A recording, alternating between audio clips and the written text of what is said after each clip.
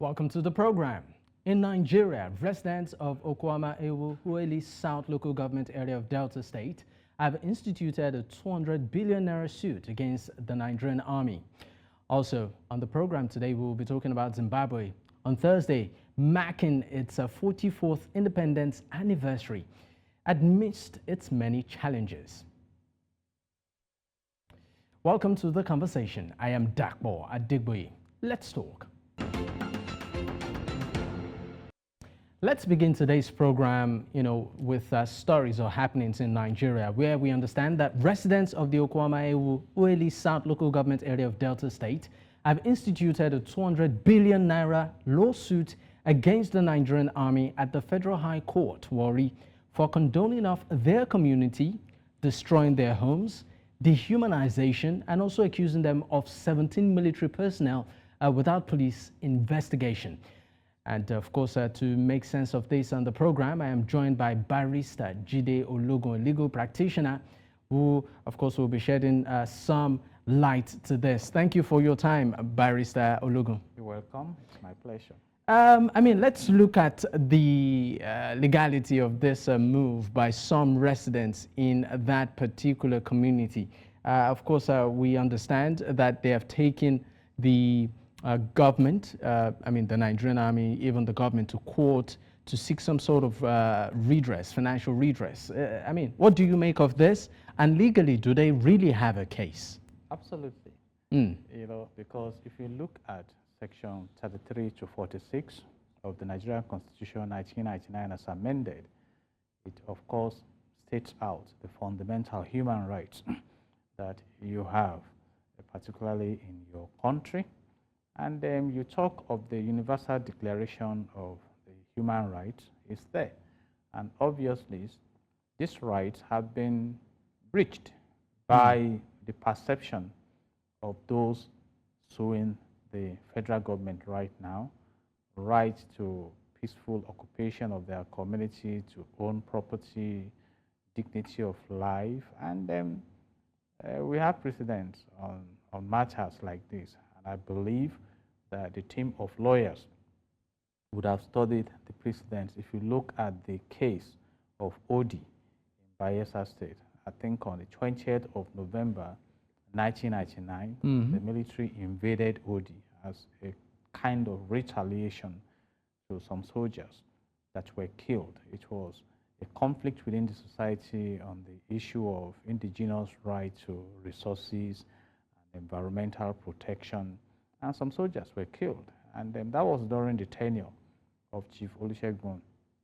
Obasanjo, and the army rolled out an invasion. And the OD community went to court, and the court decided, though in 2013, February 2013, about 37.6 billion they paid to the OD community. What they paid? Yeah. Under the tenure of former President Goodluck Ebele Jonathan, there was a negotiation, and I think about 15 billion eventually was paid to the OD community. You see, so we have a precedent there. So these 200 billion claims now. But like we say in law, each case will stand or fall on its merit.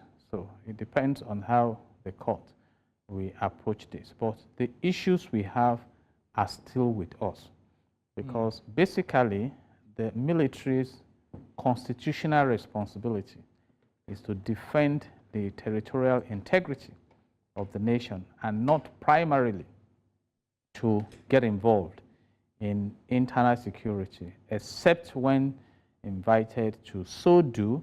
And that is why we have the Commander-in-Chief of the Armed Forces talking about the President of the country. So, and you recall also the case of Zakibiam in Benue State, when there was a retaliation from the military. And I'm particularly worried by the involvement of the military and the embarrassing casualties that the military has been recording lately. That's as a nation, of the conversation. Yeah. Some of the opinion that it should have been more of a civil matter than, inviting the armed forces, on ground, that's boots on ground to actually, resolve this scenario. I mean, I would like to just know your view on that, that it should have been more of the police just mentioned. affair. Yes. You see, for those of us who delight in researching issues, when this Delta State matter came up, the breaking news was just a number of soldiers killed. But some of us had to start digging. So what happened? Did they just see them and kill them? They got involved in a community, intercommunal rivalry, all right? And that led to what happened. So, and what the community people are coming out to say now is that, okay, even if you are going to take an action against our community, have you carried out a police investigation? Don't forget, I told you it's an internal security matter. So, have you come to any conclusions on investigations before coming in to burn down houses, and except for the church and the school that was spared? And I think that is one of the rules of engagement, you see. So these are issues, and this is what you drive in the convoy of fundamental human rights. This also reflects the lack of confidence in the police. Will I call it lack of confidence, or call it the permissive attitude we have to insecurity? Permissive attitude. Exactly. Would you like to elaborate? Exactly. If you read section 14, subsection 2 of the Nigerian Constitution 1999 as amended, it states clearly that the security and the welfare of the citizens shall be the primary purpose of government. You see, something just happened last week, or thereabout, of some soldiers also killed in Niger State. It's embarrassing. You see, when this Boko Haram started in around 2002 or thereabout, it started as an ideology that Western education is forbidden. Boko Haram. They even misspelled book as Boko, but you forgive them on that. And look at where we are now. The Islamic State of West Africa came in, the terrorists of this world, the left wing and all of them, turning our nation to a battleground, to the point that recently General Theophilus Danjuma, retired, came out to say we have become a laughingstock, you see. So, and that is what I mean by permissive attitude. Remember that earlier in the month, we were discussing the Chibok girl kidnapping that took place a decade ago. You know, some countries actually came in seeking to assist us, but no way. And it appears that we have some internal forces that have bias to promote terrorism in the country. You see, so we have not deliberately risen up to fight insecurity in the land. But I still commend the efforts of the government, but like a wise man said, the biggest room is the room for improvement. And if you move into industrial psychology, that is what you call reinforcement theory, which means that you reinforce an action that you do not effectively prevent. So that is, so right now, these bandits are not afraid of soldiers, they are not afraid of police. In fact, at a time in this country, these bandits brought down a fighter jet. At a time, they invaded the Federal Capital Territory, they invaded the Nigerian Defense Academy environment in Kaduna. Look at what these terrorists do in Kaduna State. Kaduna State that can be reckoned like the boiling point of military presence in Nigeria that you dare not challenge. So these are issues. So you find now that it's of serious concern. I'm worried as a Nigerian at the ridiculous reports we are getting when non-state actors appear to be intimidating the state actors. But we wish the military, the federal government the best. I expected, and I still hope, that given the last experience in Delta, that there will now be a direct onslaught in engaging these terrorists. I mean, at a point in time, the former president, Muhammadu Buhari, expended so much on Tucano jets. We have bought different kinds of hardware. I mean, there have been suggestions that maybe the non-kinetic approach should be, explored more. But let's come back to of course, the litigation.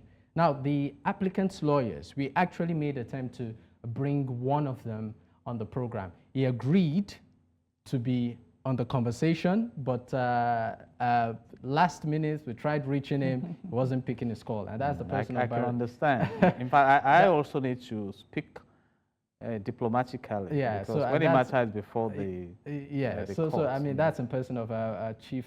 That's Barrister Chief Malcolm Omirhobo. Yes. We reached out to him. He agreed to the interview.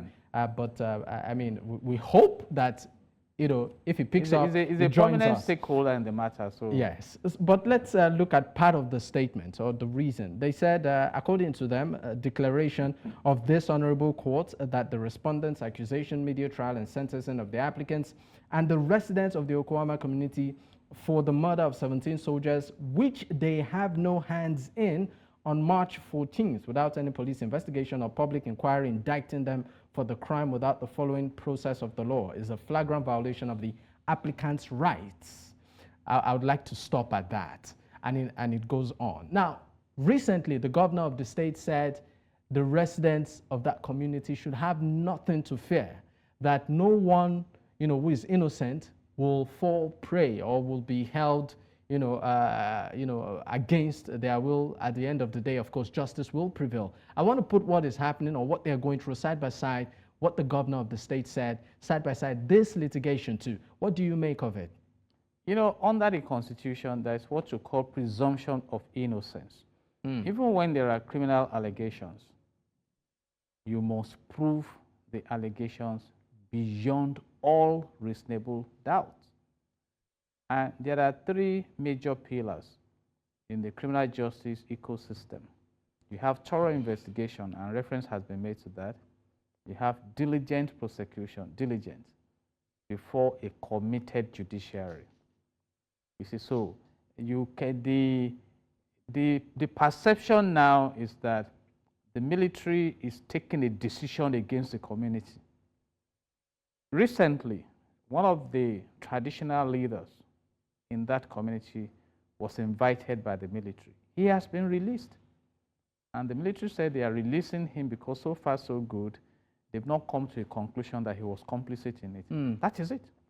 Well, let's assume that someone has gone ahead to shoot him or whatever. You know what I mean? So in human resource management, we talk about emotional intelligence. Response is different from reaction. When you react, you just go ahead and act. When you respond, you process the issue and you find the appropriate application in responding. You see, and emotional intelligence says you are aware of your own emotional capabilities and nuances, and you use it to interpret that of others to come to a mutual understanding. You see, so these are issues. So if at the end of the day, investigation reveals that those who are suffering in that community did not even play any role in what happened. So how do you, these are issues, and we must bring this into governance. We must.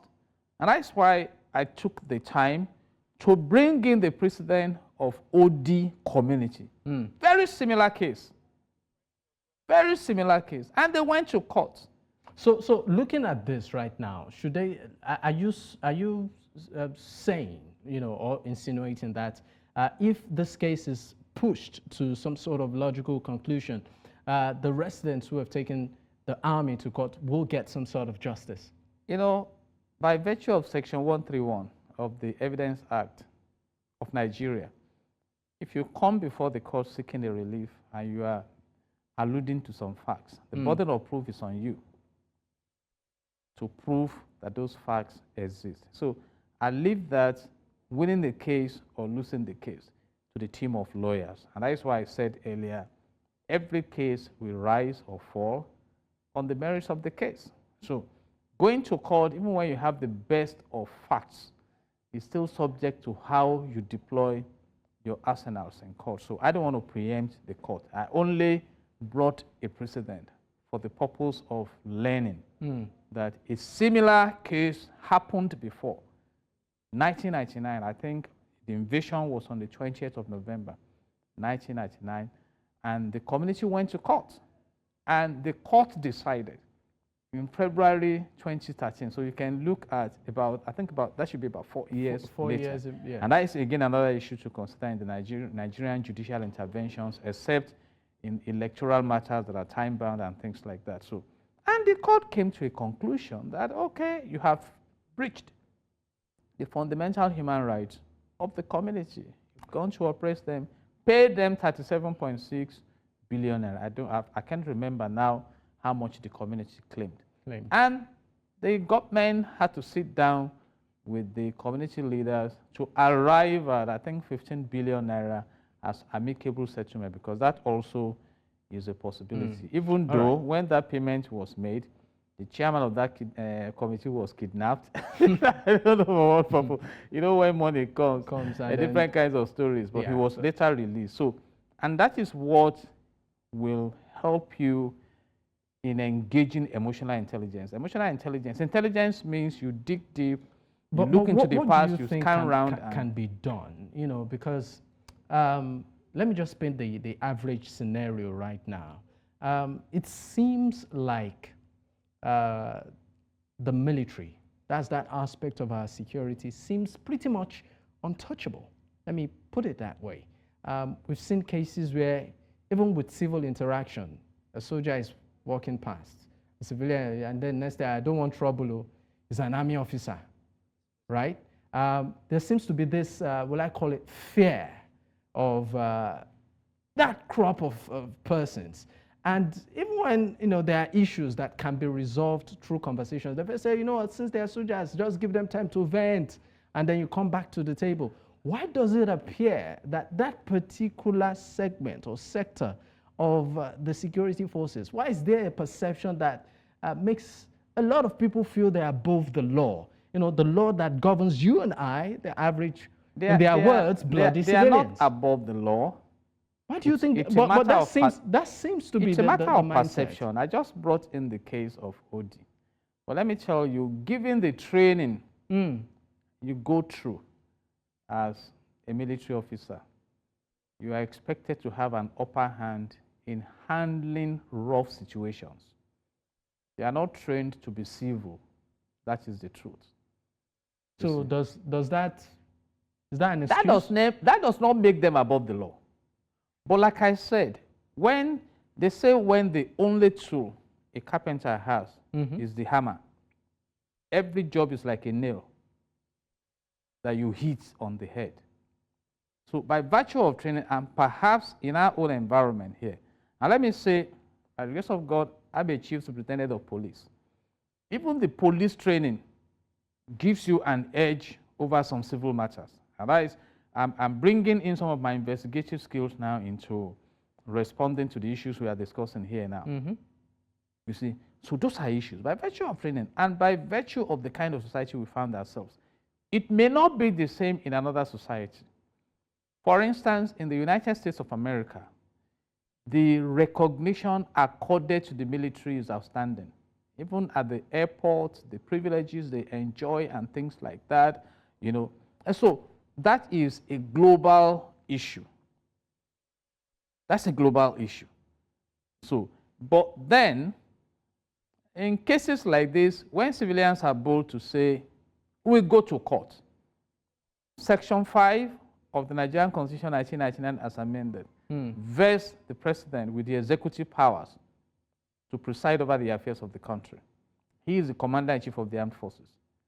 Section 4 grants the National Assembly the power to make laws for the peace, orderliness, and good governance of Nigeria.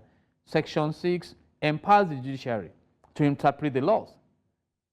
So if the military, answerable to the executive, carries out an action, whether with the permission of the commander-in-chief, you should give the command, whether delegated or not, then the National Assembly has made laws, because the intervention of the military is required to be in line with the laws that guide the nation.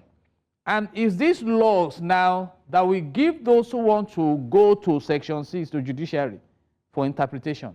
So the people in Owaba community are now saying, you just came like that, destroyed properties, did this and that. This is against our fundamental human rights as enshrined in the Constitution of Nigeria, put together, so court help us to interpret. So it's the court that will now sit down, and the parties will go to court to prove their cases. And if the court comes to the conclusion that, okay, you took a seemingly legitimate action, but you went beyond the boundaries of your operations, and you have breached the interest of this community, you are therefore liable. They may not get all the 200 billion, but that is where we are today, because we have three arms of government that must operate in synergy. And we call it checks and balances. Okay, let's talk about the issue of state police right now. Vis-a-vis how, the angle around it has to do with how the police can be further trustworthy, efficient in their, of course, operations and all of that. What's your take on the idea of state police? Do you think if, for instance, state police was, in force or was in operation, sorry, do you think that what we saw in Okuama would have happened? Why not? Globally, crimes take place. Globally. It now depends on your attitude in preventing crime or exacting consequences when crimes take place. When you talk about state policing, many have argued that, the governors will hijack. But some have argued that when you have the commissioner of police in Lagos State, who is answerable to the Nigerian police in Abuja, to what extent can he be effective? But strategically, some states are going beyond that argument. For instance, in Lagos State, you have the Rapid Response Squad, and some states have their versions that enjoy extra support, though they are federal agency within the state, special support from the state to upscale the security status of the state. And let me say this, we may keep on debating the issue of this state policing, but we may end up there. And Lagos State, for instance, already has the neighborhood watch. The last mile is there. They have some agencies in preparation for state policing. And what is the concept of state policing? I'm familiar with my state. If I ask you now that, Mr. D, let's go to the capital of the world, Okakoko in Ondo State, my hometown, and you follow me, you cannot jump around there. I need to take you around. There are some, when you go, there are some rivers that are on your own. You cannot find your way there. That's what we are talking about. It's not just that you transfer policemen who are from Ogun State, you take them to Sambisa Forest, where they are not. Policing is more of non-kinetic engagement than kinetic engagement. It should be more of preventive engagement. And that is why you have what we call crime mapping. For instance, in Ikeja community in Lagos, I can sit with you here and profile the whole of Ikeja. What kind of, is it a green area, yellow, red? What kind of guys will you find here? So if somebody comes to say, my phone, somebody snatched my phone, the first question, where? So if they mention a particular community, I may smile as a police officer, because by virtue of intelligence, I'm likely to know some guys around there that I can phone that I'm interested in this matter. So which one of your boys? They say global 10. Security is. And that is why sometimes we are worried about how security matters are brought to the open. The plans, strategy is a military term That means a long-term plan for success. It's not what we come out and we are buying Tucano jets and we are invading this place next Monday. We are, no! But don't you also think it's important to carry the people along as regards the efforts being made? You carry it's the security people, of their you lives. carry the people along involved by performance. Let me ask you, okay. Mr. D, did you know that Obama was going to take out Osama bin Laden? Did you know? But when the action was taken, he carried the people along. An American citizen was kidnapped, I think in Niger Republic, brought into Nigeria. American government came into Nigeria to rescue their citizen and took out, I think, about 2 of those guys. You see, breaching diplomatic protocols. Did they announce to the world that we are going to Nigeria to rescue our citizens? I mean, security business is serious business. You know, and that's why we should be worried. We have read reports of some law enforcement agents supplying ammunition to terrorists. We don't take this matter seriously because security is a specialty. So the governor will come out in Nigeria to say, yes, we are in communication with them, we know where they are, we will negotiate, we will not negotiate. The recent one in Niger State, somebody speaking for the state is saying it's because they have said they will not negotiate with them. So you know where they are, you know who they are. Dubai identified 6 sponsors of Boko Haram, investigated them, prosecuted them, jailed all, 2 to life imprisonment, 4 to 10 years imprisonment. Nigeria claimed to have identified 400. How many have you read that have been prosecuted? That is what we are talking about. So you find non-state actors going to these bandits, taking photographs with them, brandishing their weapons. And what fuels terrorism is publicity. As a public relations practitioner, I can tell you that. Most of the action is to be. Why? Because like any tree you plant that needs to grow, they need to grow their relevance to attract international collaboration. That is why you saw Boko Haram that started in Borno State, Maiduguri, now growing into Islamic states of West Africa. Holistically right now, what do you think is that missing gap when it comes to Nigeria's fight against issue of banditry and terrorism? Why do we keep moving what appears to be in circles? I dropped that question on the table of the President and Commander-in-Chief of the Armed Forces, Asiwaju Bola Ahmed Tinubu. It is his tenure now. And all the paraphernalia of office have been entrusted in his care. I may not say more than that, you know. And given the intelligence and different kinds of reports, I think we should know what to do when we are tired of insecurity. The same way I spoke about the issue of oil theft in Nigeria. How can we claim about 545 illegal pipes are connected to NNPC pipe? Are we talking of ghosts coming from Pluto to connect those pipes? Even if they do it at night. So do we sleep for 76 weeks in a year when Saudi Arabia manages her oil facilities in an IT room? So these are several questions. So the government knows what to do to be effective. It's now a matter of doing it. You see, so, and the one honorable minister in the federal cabinet said that powerful people are behind illegal mining. That's a pregnant statement, very robustly pregnant statement. Powerful means untouchable. So who are these untouchables? And if they must mess up your government and you allow them to mess up your government, best wishes, you know? Maybe there will be those to write books after the government to try and make excuses, you see. And again, okay, let me point out an issue. Even amongst the leadership circle, Is it a matter of national interest or personal interest? Somebody who later became a president in this country said that clamp down on Boko Haram is injustice to the North. So where do you expect such a leader to pitch his tent as president?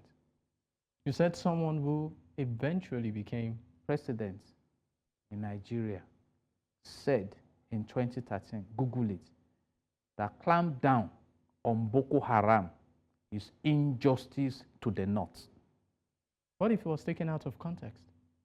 They will always say that they are taken out of context, but there is what you call inarticulate major premises in jurisprudence. It's part of investigation. When I sit down with you and we talk for 10 minutes, I can profile your leaning. You know, I love Nigeria and I monitor things. Look at how we made cows so important under a tenure. Are those cows not moving freely now? And farmers were killed. So we need to wake up. You know, I'm concerned that soldiers are being killed. Policemen are being killed. It's ridiculous in the international community. I mean, it's bad enough when you are perceived as not being able to protect your civil or civilian citizens. It's terrible. Okay, I mean, when the military are vulnerable. We're pressed for time, Barrister Ologun, but before we of course, wrap up on the first half of the show, what do you think? You know, you said quite a number of things, particularly one thing that you said, you know, that stuck out like a sore thumb is the trend we are beginning to see right now, the effrontery of these bandits. I mean, on a particular social media site, if you visit there, you would see them post videos, you know, alleged videos of themselves just living their normal lives. Some of them even, you know, celebrating with their bounty, right? What do you think is giving them that confidence, and what do you think can be done to sort of nip this issue in the bud, particularly from a legal perspective? 30 seconds. Aesop, a wise man, said, after much is said and done, more is said than done. And a wise man also said, action speaks louder than voice. If you know where they are, make their operational base uncomfortable. They have committed themselves to the devil. And let me bring in from the judicial angle the precedent of Ekweremadu's case in the UK. Go and study how the UK handled that case. So when people know there are consequences, you've seen what happened to Bobrisky, and those who spray money are beginning to be conscious. But in a situation where there are no consequences, then people behave as they like. But I know that a war against insecurity is a war Nigeria can win. Rwanda won that war, and Nigeria will win it, but it's a matter of political will and the decision of the president. And I have said it over and over. The president may need to shut the gate of Aso Villa to some sycophants that come around him to deceive him, and confront his vision of this renewed hope. Nigeria is the greatest nation in the world. If these bandits, like some said, came from the Sahel region, let them go back. Barrister Jide, we need to go. But thank you so much for making our time to be on the program today. We sincerely appreciate your time. Thank you. God bless Nigeria. And of course, you just saw there Barrister Jide Ologun, a legal practitioner, and we've been talking about a particular litigation or legal case filed by some affected residents of the Okuama community. Now, we tried getting, just to reiterate, we tried getting one of the applicant's lawyers, that's in person of Malcolm, that's Barrister Malcolm Omirhobo, to be on the program today. He agreed to join us, but for some reason, just some minutes into the program, we couldn't get him, on the show. But we are not ending. We'll go on a quick break. When we return, we'll be going to Zimbabwe, a country celebrating its 44th independence amidst challenges. Stay with us. Zimbabwe on Thursday marked its 44th independence anniversary. And of course, in the president's speech, that's President Emmerson Mnangagwa, he reiterated the government's commitment to addressing food shortages due to the El Nino-induced drought, and to vigorously pursue national development goals to upgrade Zimbabwe into an upper-middle income economy by 2030. Now, joining me on the program is Vera Musara. She's a Human Rights NGO Forum Director from Harare, Zimbabwe. Thank you for your time, Vera. Good evening. Thank you. Glad to be with you today.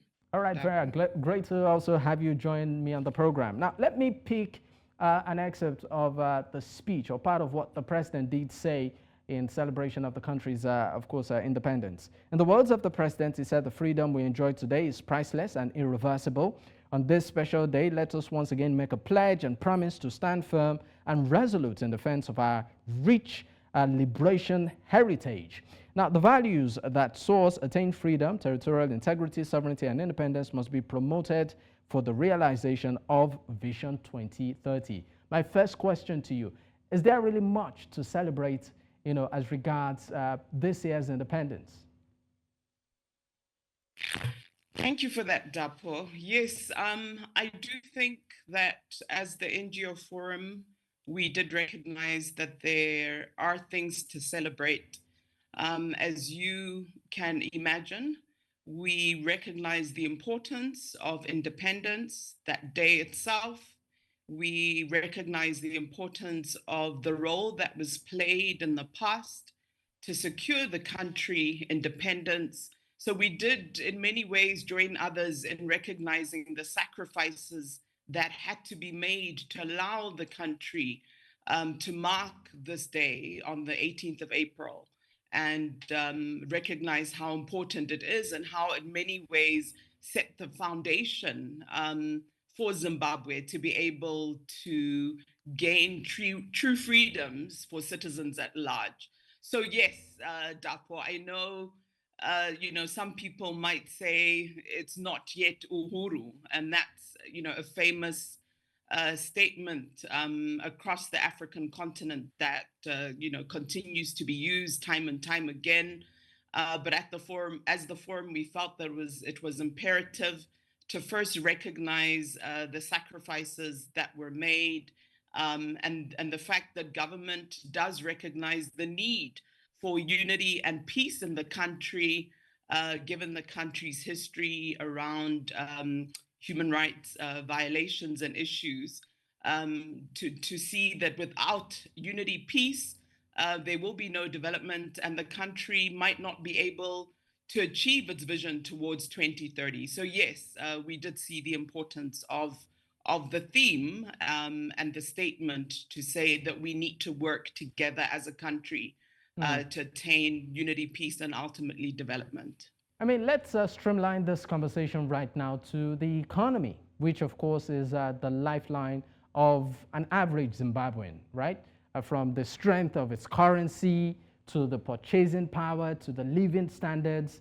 I mean, according to the IMF, Zimbabwe's economic development continues to be hampered by several challenges. Now, real GDP is estimated to have grown, even though by 5.5% in 2023, after a 6.5% growth in 2022, due to an expansion in agriculture, mining, and remittances induced services growth. However, one issue that is in the front burner right now is the Zim Gold, a move by the government to sort of boost the strength of the local currency, even though we know that quite a couple of transactions happen in dollars. So I'd like to know your reaction on that one. Yes, thank you again, Dapo. As you rightfully point out, Zimbabwe is currently facing a lot of economic challenges. I think a lot of these challenges date back to the early 2000s when the economy took a turn for the worse. And there were a lot of challenges, not just with hyperinflation, but also with citizens not being able to afford to buy basic goods and services. So as you rightfully pointed out, the government recently launched a new currency that they say is backed by the country's gold reserves, which at this stage are, I think it's 1.5 tons of gold reserves. And the government essentially said that this currency is what the country will be using to go forward. And I think this was done, Dapo, for many reasons. One, that notion that the government obviously thinks that something that is not backed by a currency that's not backed by anything solid will continue to lose value, which is what had happened with the Zimbabwean dollar, before that, the ZWL. Now, I think the key question for the country is, does this get down to some of the underlying causes of the macroeconomic situation we are in? A big issue right now is the confidence of citizens at large, the confidence of the business sector in our macroeconomic policies and our macroeconomic frameworks. But sorry, Vera, but that confidence seems to be lacking. I mean, you talked about the confidence of the business sector in this. Why do you think that confidence is lacking? I think it's based on past experience, Dapo. This is not the first time that the Zimbabwean government has introduced a new currency. This has been done time and time again. I think it was done again in 2019 when the central bank launched the RTGS, at the time, the Zimbabwean dollar. And once again, we saw the market react to this introduction of this new currency. What we tend to find from an economic standpoint is initially there's a bit of stability, but once the market has settled and starts to react because of lack of confidence in some of the macroeconomic policies, the inflation continues, hyperinflation continues. So I think confidence building that's needed in our country. And I hope that government will continue to engage with civil society and other sectors, the private sector, to instill confidence in the ZIG. But as things stand, like you rightfully point out, confidence remains an inhibiting factor to the economy. All right, Vera, we're pressed for time, but before I let you go, let's talk about human rights practices, particularly when it comes to government and, of course, government interaction and what may not. My question to you is this: how would you rate human rights, will I say, abuse in Zimbabwe, if at all? Do you think that the rights of individuals, constitutionally are protected enough, or do you think that more still needs to be done? Well, I definitely think that a lot more still needs to be done, Dapo. I think from a framework and legal perspective in terms of legislation, Zimbabwe has very progressive laws, particularly in the supreme law of the land. Our constitution recognizes not just civil and political rights, but also socio-economic rights. And I think linked to what you asked about the economy, people in Zimbabwe are struggling. You talked a little bit earlier about the challenges in terms of the El Nino and food, and the fact that the president asked for assistance. I think he asked for he made an appeal for 2 billion. So socioeconomic rights, I think, are rights that we are all going to be focusing on, as well as civil and political rights. So as the situation worsens in relation to the El Nino, the right to food, the right to accommodation, to housing, the right to health, the right to education. I think these are issues that, as human rights organizations, we need to continue to push, as well as civil and political rights. So you're absolutely correct. On paper, we do have very progressive instruments. I think it now boils down to engaging government on its obligations to implement these rights, particularly socioeconomic rights, because of the economic situation we find ourselves in. All right, Vera Musara, Human Rights NGO Forum Director from Zimbabwe. Once again, thank you for your time on the program. Thank you, Dapo. And that's a wrap on today's episode. In case you missed out, you can actually catch up on our YouTube page. The name is News Central TV. My name is Dakpo Adegboye. Bye for now.